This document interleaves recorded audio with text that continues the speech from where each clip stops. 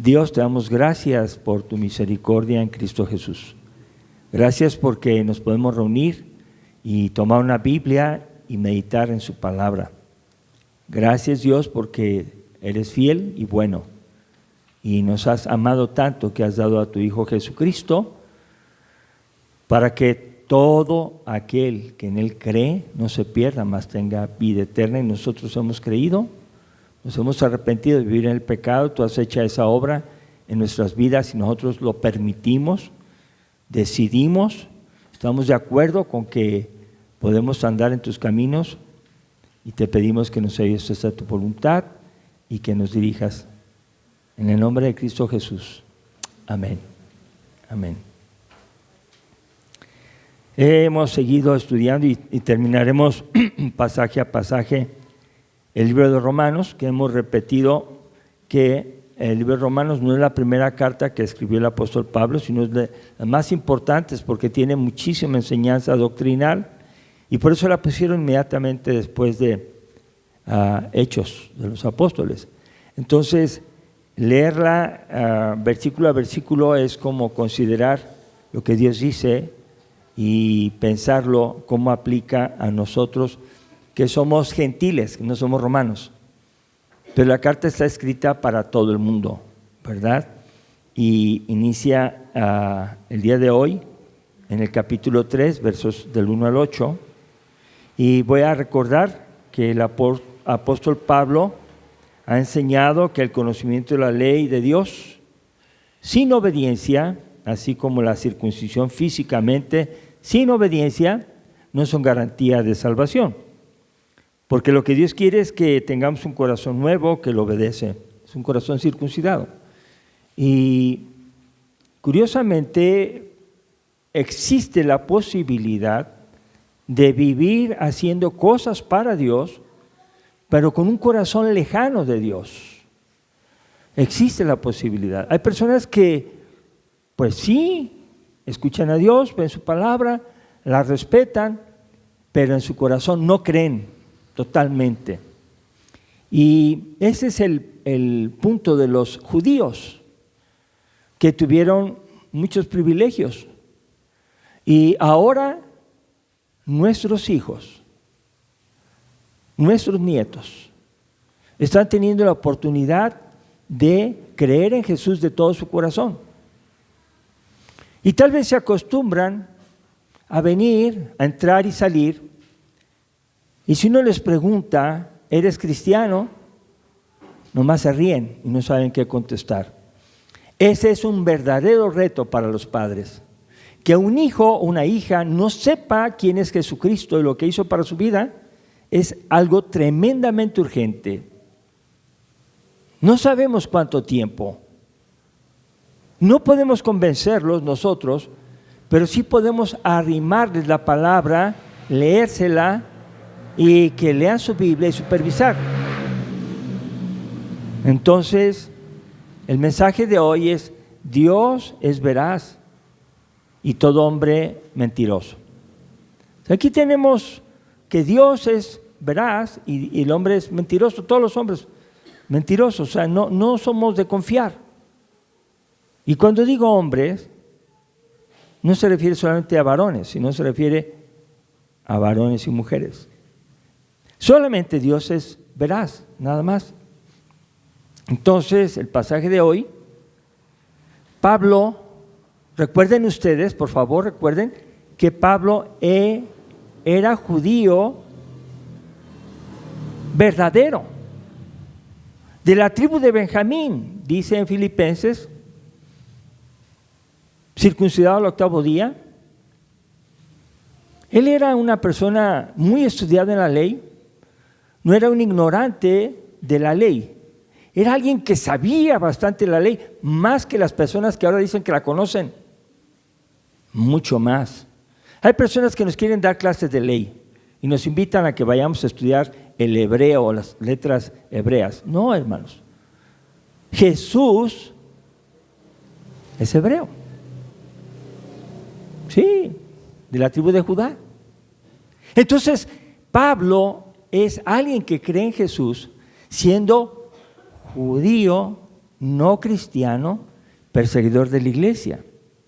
Y ese Pablo entonces hace varias preguntas y él se las responde.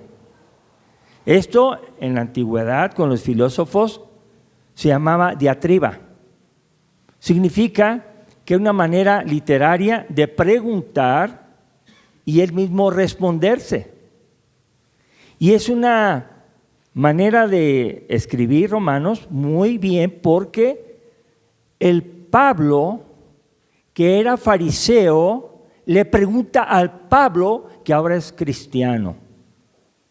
O sea, Pablo tiene la pregunta porque él conoce perfectamente bien el judaísmo, la ley de Moisés, era circuncidado y hace preguntas ahora a uno que le va a contestar, que es Pablo, el convertido a Cristo. Voy a empezar diciendo, sea Dios veraz. Dios es veraz. ¿Qué es la palabra veraz? ¿Qué significa? Genuino, real, verdadero, ideal, manifiesto, fiel a sus promesas. Así es Dios. Dios es genuino, real, verdadero, ideal y se manifiesta. ¿Y cómo es el hombre? El hombre no puede ser así por causa del pecado. El hombre es mentiroso. Entonces dice, sea Dios veraz y todo hombre mentiroso. Entonces tenemos todos que aprender a tratarnos con sumo respeto y ver a Dios con mucho respeto. Y de aquí voy a poner lo siguiente en consideración suya. Los judíos no ponían a Dios en primer lugar. Se ponían ellos como los que tenían la razón de decir las cosas y de matar al Mesías. Ahora, hubo judíos fieles, sí, convertidos, sí, Nicodemo, uno de ellos, y otros más. Pero la mayoría no creía en Jesús. Y la mayoría gritó, crucifíquenle, crucifíquenle, cuando Pilato ofrecía a Barrabás. Miren, hermanos, no defiendan a los judíos, defiendan la obediencia a Dios por medio de Jesucristo.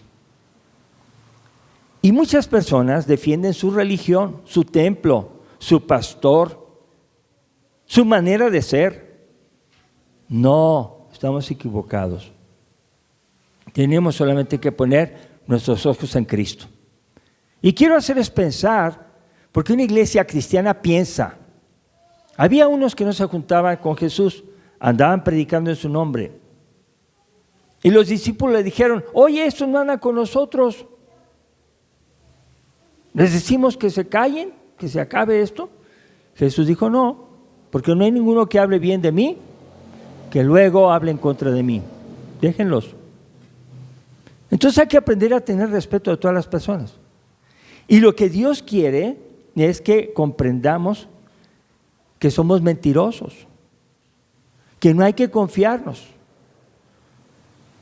En realidad no debemos alabarnos unos a los otros, porque en lo que tú presumes también tiene muchas carencias. Y todos somos iguales, hermanos. Pero casi siempre presumimos lo que nos sale bien y lo que hacemos mal, no decimos nada. Eso puede pasar mucho tiempo, pero se descubre.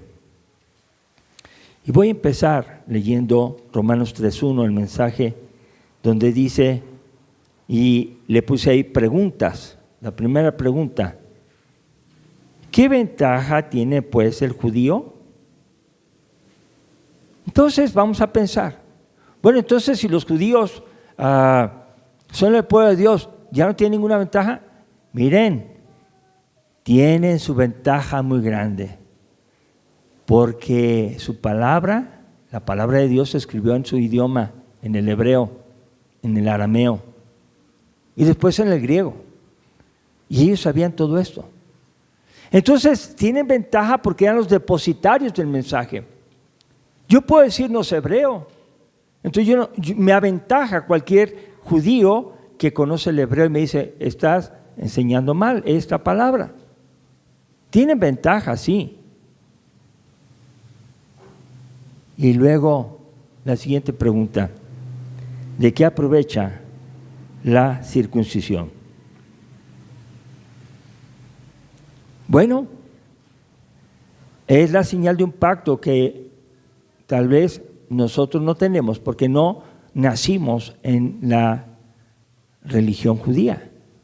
No somos hebreos, pero ellos estaban dedicados a Dios desde los 8 días. Los padres nos superaban a nosotros porque sí tenían tiempo para los hijos. Deuteronomio 6 es el Shema, y ahí Dios habla de que los padres deben de educar a sus hijos y decirle, Jehová nuestro Dios, Jehová uno es, y enseñarles a levantarse, al andar por el camino, porque se los llevaban a trabajar, y en cualquier momento ellos enseñaban la palabra de Dios. Ahora tenemos que pensar, fíjense bien, que nosotros que tenemos el mensaje de Jesucristo, tenemos una grande responsabilidad de hablar con los hijos. Algunas personas, de veras muy entregadas al Señor, están orando por tener un bebé. Después están embarazadas y siguen orando por su bebé. Nace el bebé y siguen leyéndole la Biblia y cantándole. El niño va al templo, crece y va frecuentemente. No es uno allá de vez en cuando. Es una familia constante y reverente. No cuando les queda tiempo o cuando el trabajo no se los impide, sino van siempre. Ellos estaban dispuestos a sacrificar cualquier cosa porque Dios es veraz. Pero entre los judíos también hubo judíos mentirosos. Y vuelvo a repetir, tan mentirosos que mataron a Jesús. No creo que Él es el Mesías. Entonces tiene muchos beneficios, porque primeramente Dios les confió su palabra. Sí tiene muchos beneficios. Nos aventajan los judíos, pero tener la palabra y no obedecerla es igual que con nosotros tener la Biblia y vivir en pecado. No sirve, no funciona. Yo puedo comprar la mejor Biblia y no leerla, no obedecerla, no meditar en ella. ¿Y eso qué? No te va a servir para nada. No, tener la mejor Biblia es la que se hace desde el corazón una realidad en nuestra manera de vivir. Eso dice Romanos 3:2, mucho en todas maneras. Primero, ciertamente que les ha sido confiada la palabra de Dios. Ellos fueron los primeros que recibieron el mensaje de salvación para el mundo entero. Verso 3. Pues ¿qué? Si algunos de ellos han sido incrédulos, ¿su incredulidad habrá hecho nula la fidelidad de Dios? Es otra pregunta. Pues ¿qué si algunos de ellos han sido incrédulos? Y vean, hermanos, no defendamos a los judíos como santos y que todos los judíos no hablen mal de los judíos. No, yo no. La Biblia habla mal de los judíos y no de todos, de algunos, porque dice, pues ¿qué si algunos de ellos han sido incrédulos? Y dice algunos por decir poquitos, de una manera amable, pero en realidad fueron muchos y siguen siendo muchos los judíos que no creen en Jesús. Y creen más bien en los movimientos ahora que les han traído problemas serios. Problemas serios por abandonar el camino santo de Dios. Esa fue la causa de la guerra en Medio Oriente, la última, jamás. Dice aquí, pues ¿qué? Si algunos de ellos han sido incrédulos, ¿su incredulidad habrá anulado la fidelidad de Dios? Porque ellos fallaron. ¿Dios falló? No. Si ellos fallan, Dios sigue siendo fiel. No podemos medir a Dios con nuestro conocimiento o como nuestro ánimo, ¿verdad?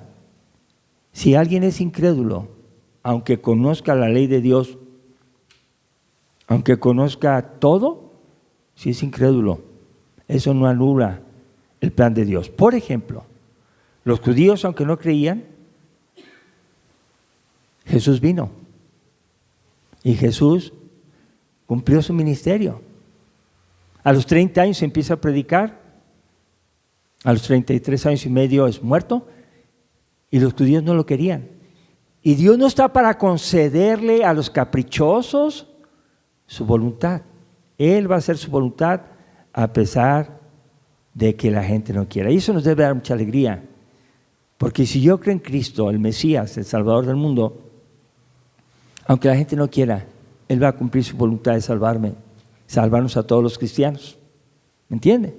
No tenemos por qué pensar como algunos se asustan y dicen, no, es que el gobierno va a hacer esto y esto y aquello. No, no se preocupe. Dios es fiel y su incredulidad no va a anular la fidelidad y nos va a ayudar siempre como un solo pueblo. El libro de Efesios dice que tanto los gentiles como los judíos hizo un solo pueblo, derribando la pared intermedia de separación que había entre ellos. Los judíos no querían a los gentiles, pero Dios quiere a todas las naciones. Por eso dijo Abraham, en ti serán benditas todas las naciones de la tierra, todas las familias. Y a los judíos se les olvidó. Y ellos quieren que nos hagamos como ellos, para entrar posiblemente al reino de los cielos. Y Dios no quiere eso. Lean Hechos capítulo 15 y vean el concilio que hubo en Jerusalén, donde discutieron si era necesario circuncidarse, guardar los días de reposo y cumplir la ley. Y van a ver que no. Era necesario creer en Jesús y unas cuantas cosas más. Bueno, yo puedo ver aquí que la fidelidad de Dios es constante, no se echa a perder por la incredulidad ni de los judíos ni de los cristianos ahora. Ahora podemos ver en Romanos capítulo número 3, otra vez regresando, dice, aparte del verso 4, de ninguna manera, antes bien sea Dios veraz y todo hombre mentiroso, como está escrito, para que seas justificado en tus palabras y venzas cuando fueres juzgado. Dios es veraz y Dios no va a dejar de ser fiel.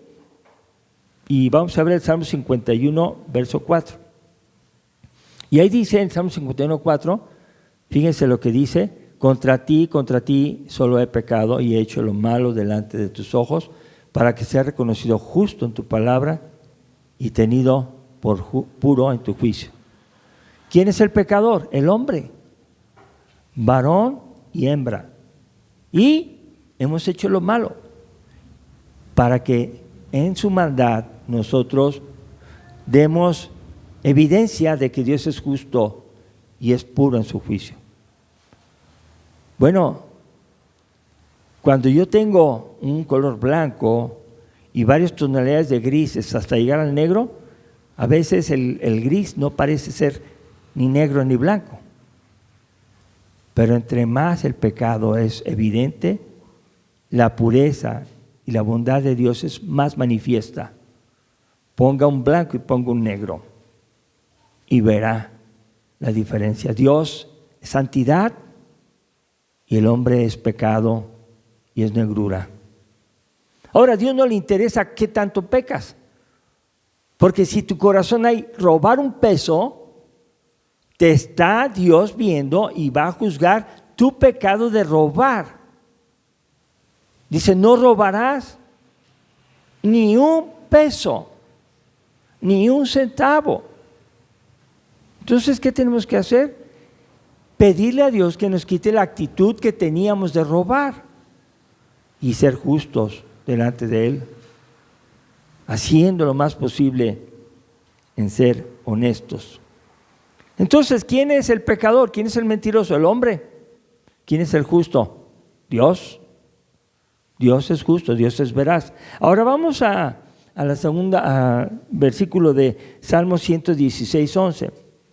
Y ahí dice, hermanos, claramente que ninguno de nosotros, los que habitamos la tierra, que estamos vivos, ni aún los que murieron, si no murieron en Cristo, dice, y dije en mi apresuramiento, todo hombre es mentiroso.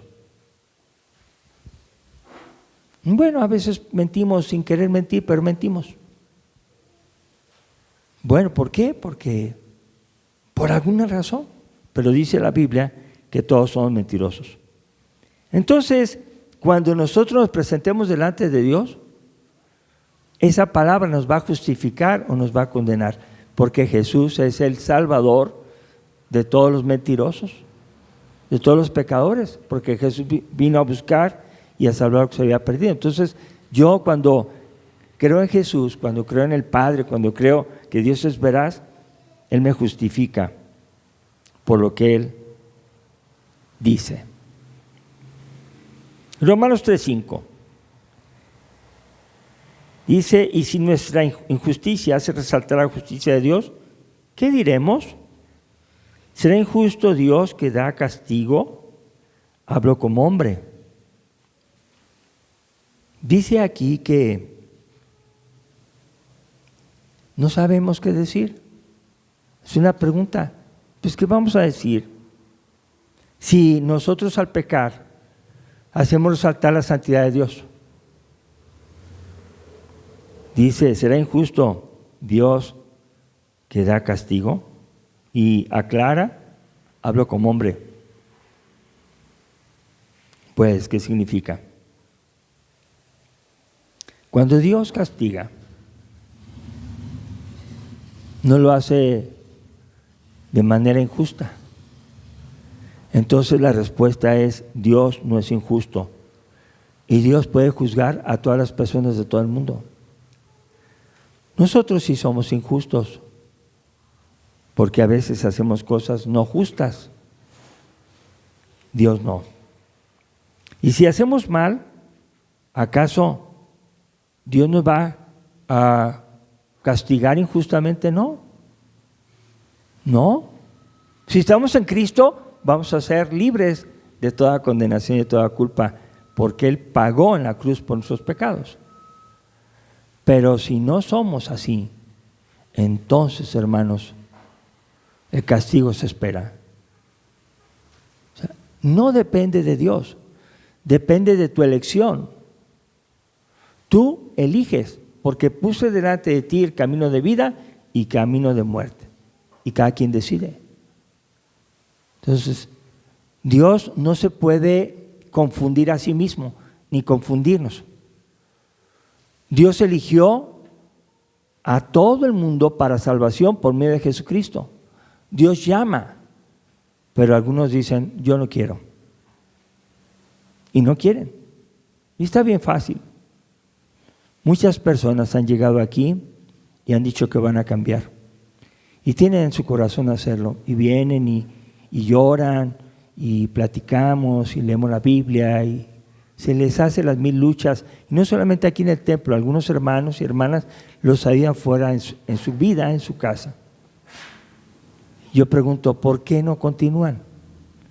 ¿Acaso Dios dijo, tú aunque vayas al templo nunca jamás vas a creer? Se contradeciría a Dios, porque Dios no quiere que todo nos condenemos, sino que procedamos al arrepentimiento. Entonces ahí Dios lo que está respetando es la decisión de cada quien, y Dios va a ser verdadero siempre, va a juzgar con justicia y no va a ser injusto cuando dé el castigo. Por eso el verso 6 dice, en ninguna manera, es una respuesta. En ninguna manera va a ser injusto. De otro modo, ¿cómo juzgaría Dios al mundo? Si Dios no pudiera ser justo, entonces pues no podría juzgar a nadie, ni no habría juicio final. Y dice la palabra de Dios en San Juan 5, que todo el juicio se lo dio el Padre al Hijo. Lean, es todo lo que tenemos que leer. Y leemos y decimos, Pues sí, ahora yo no quiero creer en Jesús. Bueno, pues entonces espérate el juicio, porque el que en él cree no es condenado, pero el que no cree ya ha sido condenado, ya ha sido juzgado. No tiene que esperar el día del juicio. Y puedo ver aquí cómo Dios lo que quiere es enseñarnos siempre a creer en Él como Él es justo. Bueno, podemos ver en el verso 7, dice: pero si por mi mentira la verdad de Dios abundó para su gloria, ¿por qué aún soy juzgado como pecador? Y Pablo está preguntándose a sí mismo, como cuando era judío, fariseo, y se contesta, ¿verdad? ¿Qué puedo ver aquí? Está diciendo, pues yo pequé y Dios es santo, y mi pecado ha demostrado que Dios es santo para glorificarle a Él. Entonces, si glorificamos a Dios, todavía Él tendrá derecho, a causa de que yo pequé, y se glorifique Él, que me castigue. Pues sí, porque el pecado no lo puso Él. Si Él ocasionar en el pecado en la gente, como algunos dicen que han determinado que nazcan ya para condenación, vasos de deshonra, dice, pues entonces ahí Dios está glorificando, y para su gloria, así lo comentan. Pero ¿cómo Dios se va a glorificar a sí mismo si está siendo el causante del pecado de las personas? De Dios no viene el pecado. Dios no puede terminar. El pecado surge por la rebelión en el cielo, después la rebelión en el huerto del Edén, y podemos ver que Dios no es el causante del pecado del hombre. Por eso yo veo que aunque nosotros mintamos y sea para su gloria, de todos modos seré juzgado. No hay disculpa, hermanos. Yo no puedo decir, ay, pues Dios, tú tienes la culpa, porque tú me hiciste pecar. Mentira. Y vamos al verso número 8. ¿Y por qué no decir, como se nos calumnia y como algunos cuya condenación es justa, afirma que nosotros decimos? Voy a quitar el paréntesis, lo voy a leer así sin paréntesis. Dice, ¿y por qué no decir, hagamos males para que vengan bienes? O sea, esa era una calumnia que le estaban haciendo a Pablo y a todos los cristianos. Decían algo así, decían, miren, entonces pequen, para que venga más gracia de Dios. Porque el pecado abundó, sobreabundó la gracia, entonces sigan pecando y Dios va a mandar la salvación. Eso quiere decir que algunos dicen, el que es elegido, peque o no peque, se va a salvar porque es elegido. Y el que no es elegido, aunque no peque o sí peque, va a ser condenado. No es así. Se les calumniaba a los apóstoles porque ellos recibían el conocimiento de que les echaban la culpa de predicar, hagamos males para que vengan bienes. ¿Hagamos males? Dice, eso no es cierto. No es cierto. Se nos calumnia, dice el apóstol Pablo. Y como algunos, dice, cuya condenación es justa. Quiere decir, los que digan eso están condenados justamente. Entonces, cuidado, hermanos. La salvación es un terreno de Dios. ¿Quién da la salvación? Dios. ¿Quién la quita? Dios. ¿Quién sabe nuestro destino? Dios. Pero no te metas en el terreno de decir, yo sé que tú no te vas a salvar, yo sé que tú sí te vas a salvar. Es algo muy, muy difícil. Quien sabe el corazón de las personas, de cada uno de nosotros, de todo el mundo, es Dios. Entonces, es una calumnia que dicen del apóstol Pablo, que hagamos males para que vengan bienes. No es cierto, es mentira. Conclusión, debemos confiar en la sabiduría, misericordia, amor, perdón y dirección de Dios en Cristo Jesús por medio de su Espíritu Santo. Y no confiemos en nosotros mismos, porque solo Él es veraz, genuino, real, verdadero, ideal, fiel a sus promesas, y nosotros no podemos salvarnos a nosotros mismos.